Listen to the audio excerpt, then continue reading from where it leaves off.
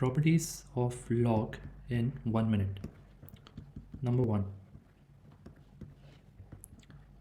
Log A plus log B is equal to log AB. In all of them, you can notice that I'm not writing the base because it can be any base. So it is better not to write the base. It will be easy to remember. Log A minus log B is equal to log of A over B. Third property. Log of A to the power B is B log A. Fourth property, it is very important. It is called as base change formula. So if I have log of B to the base A, then it can be written as log B over log A.